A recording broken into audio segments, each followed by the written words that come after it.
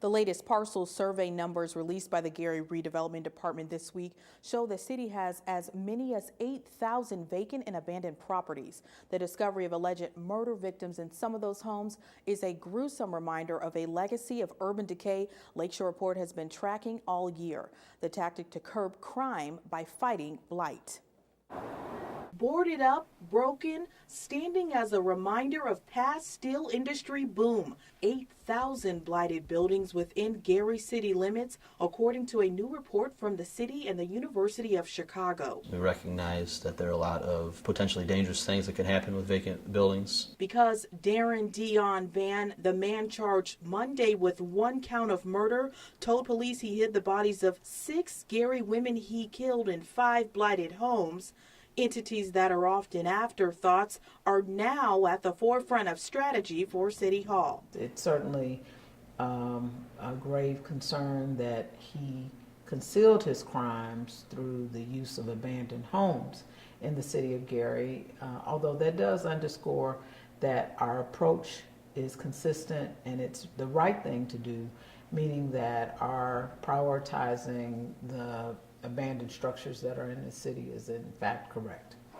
Emmanuel Ferguson, a resident who lives on the 1800 block of East 19th Street, where the body of 28-year-old Tierra Beatty was found, says blight makes his block dangerous. They found the body right here, it's a school, like not even 2 blocks, where little children play, so it's just like kind of disturbing.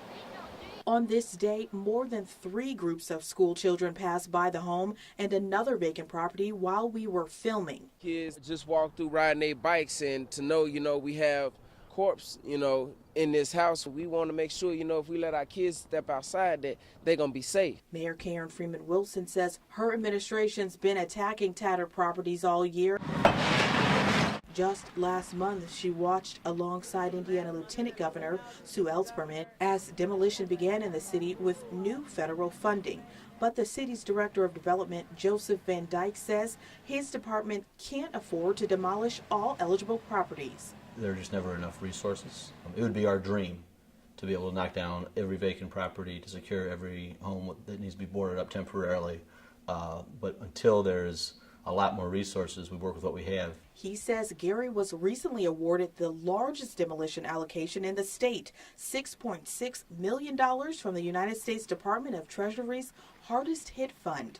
But with overgrowth like this and blighted buildings like this dotting the streets, residents say their plan just isn't enough. I actually think it's not a block in Gary that doesn't have a vacant property. Van Dyke describes his job as one where he's always trying to find new funding. 8,000 properties, that's $80 million. So that's a big price tag for a city like Gary. Officials say the cleanup is continuous. A board-up crew has been clearing homes, but the process is complaint-based. Typically, our board-up is pretty quick. Right now we have 0 outstanding 311 board-up complaints. I think 280 homes have been boarded up already this year. If they could get rid of these buildings, I think a lot of people feel a lot more safe.